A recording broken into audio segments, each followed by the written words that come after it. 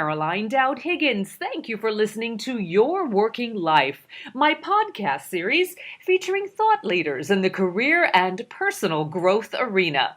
You spend a significant portion of your life at work, so my goal is to provide you with tools, inspiration, and resources so you can enjoy your career and love your life. And I am delighted to welcome my very special guest to the show today, Sandy Asch. Sandy, welcome to the show. Thank you, Caroline. Thanks for having me. Oh, I'm so excited to launch into a conversation. Let me tell our audience a little bit about you. Sandy is an internationally recognized speaker and author of Excellence at Work, The 6 Keys to Inspire Passion in the Workplace, published by World at Work. She also partners with companies globally to create workplaces that are passionate, focused, healthier, and resilient. More than 30,000 leaders in 350 plus companies in 50 countries and 6 languages have implemented her strategies with sustainable results.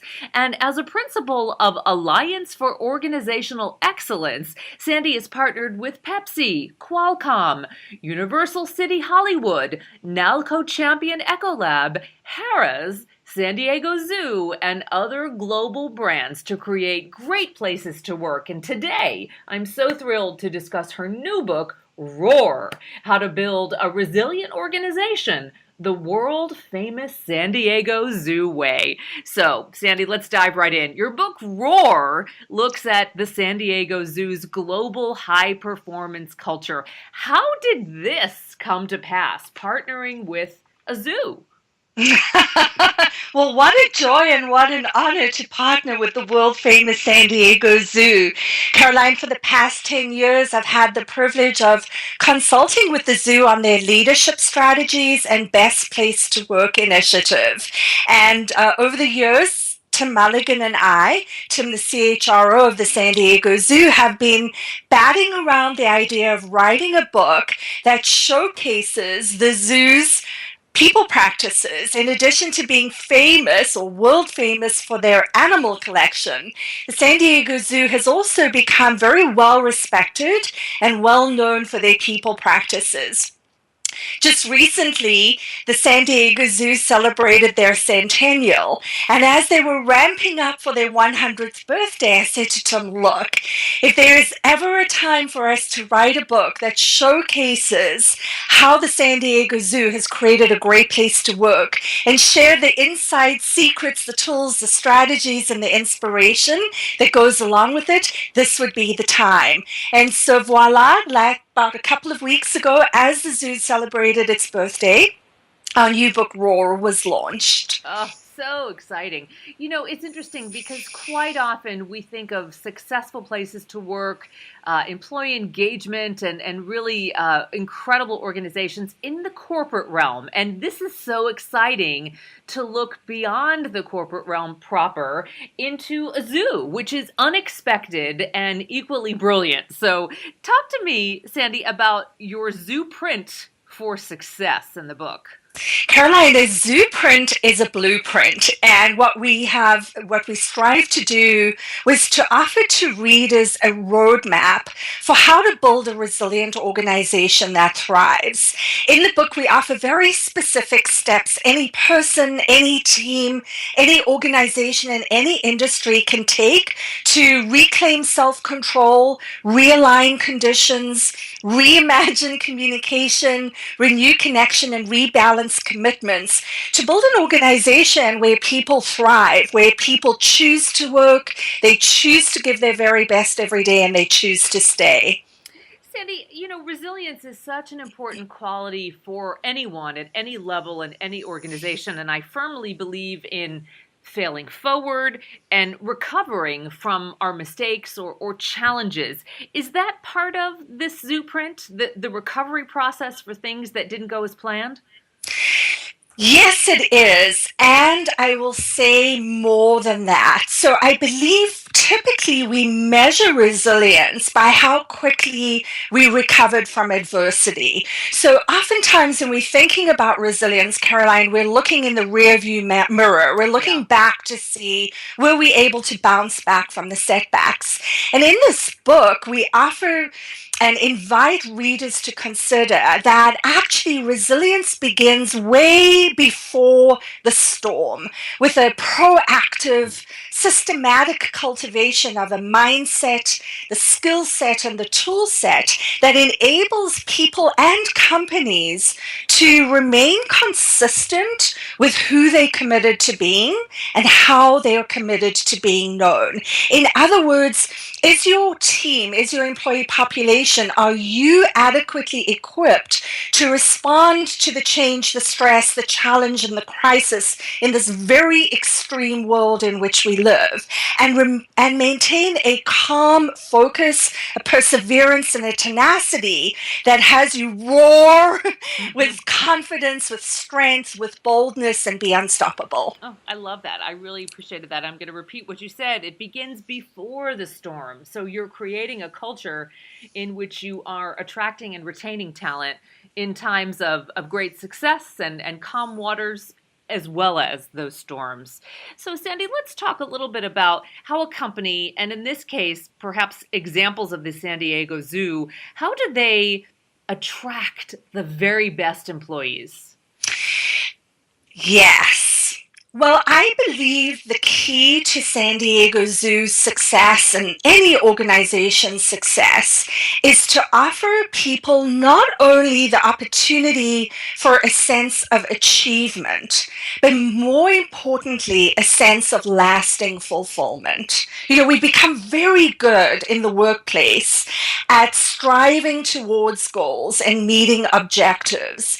And often the fulfillment or the satisfaction that comes along with that can be short-lived. What the San Diego Zoo has become very, very good at is creating a sense of purpose, a cause, something compelling that gets employees out of bed in the morning. And for the San Diego Zoo, their vision, as you might know, is to end animal extinction. Well, that's a big, hairy, audacious goal. Yes, and you can imagine the call and the energy and the momentum that it creates inside of organization for people to have that sense of passion and purpose. So if you are asking what is it that attracts employees to work for a company, I would say that sense of passion and purpose. Secondly, I would offer a sense of belonging, a sense of value and community. And we talk about that in the Resilience at Work model in terms of connectedness. People want to feel like they're part of something important, and then that they're treated with integrity, with respect, and with trust, so that they feel honored not only for their performance on the job, but also for the need for overall quality of life. I believe people are tired of being stretched and pressed and pulled and bent. They're tired of compromising home life. They want more than that. And at San Diego Zoo Global, they've done an extraordinary job of putting people first, of really caring for their people just as much as they care for their animals. So, Sandy, let's put this into perspective, because I'm sure so many millions of people are listening saying, okay, absolutely, I agree, this is a great philosophy. Perhaps they're a leader in an organization and they're thinking, how can I implement that in my organization? Might you be able to point to a particular example of how San Diego Zoo does honor performance on the job and allow their extraordinary family team members to honor home and life? You know, I think it just goes back to basics, Caroline. I don't think there's any mystery about what it is to treat people with honor and respect. And the leadership at San Diego Zoo has made a commitment to really take care of their people. They know it's all about their people. Their people are their greatest assets along with their animals. And so they strive in everything they do. And by the way, on a shoestring budget, in very simple, practical ways on a day-to-day basis, stores to acknowledge people, to reward them, to celebrate them. For example, the zoo has a wonderful array of branded people strategies. And one of my favorites is the Superstars process or strategy. And Superstars, instead of superstars, is just a simple way in which high performers are acknowledged by their peers and celebrated in a company-wide event. I don't know that the zoo is doing anything much more creative or unique than most organizations are doing. I think what they do differently is they do it with real heart, with real commitment, and a real perseverance. I do believe that the recognition element is so important. There's incredible research out there that I'm sure you're aware of that employees who are recognized very willingly go above and beyond in their jobs, and clearly that's working at San Diego Zoo. Lots of superstars, I'm sure. So let's talk about trust and loyalty within an organization. How does the San Diego Zoo cultivate that? Well, it begins with a real commitment to honesty. Doug Myers, the CEO of San Diego Zoo, has an uncanny ability to be real, a willingness to tell the truth and keep his word.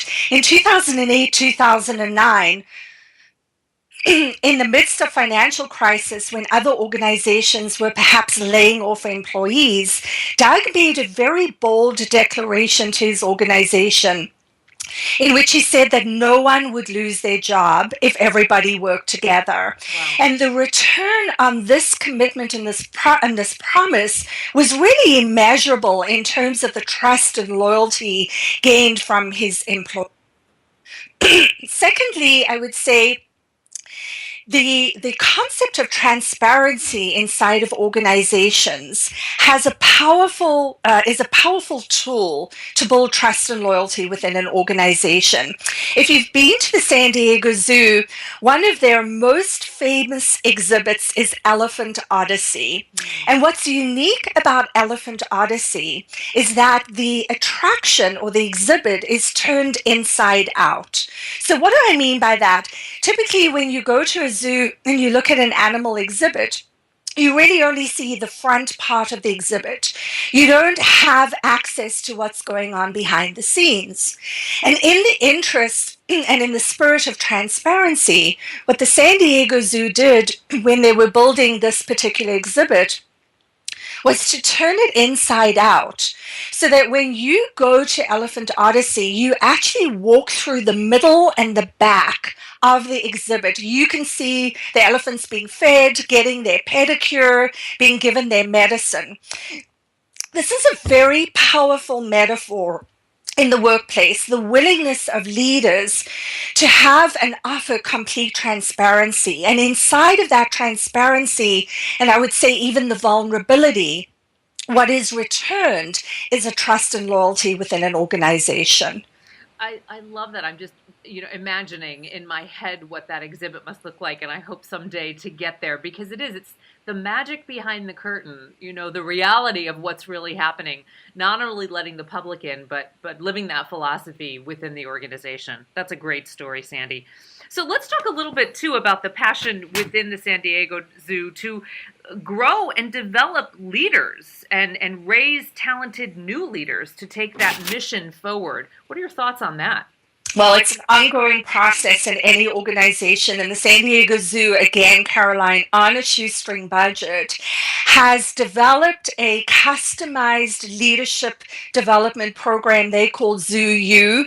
Some of the programs offer are Roar Louder and Roar Stronger programs for their managers and leaders who are incentivized actually to continue to grow and lead.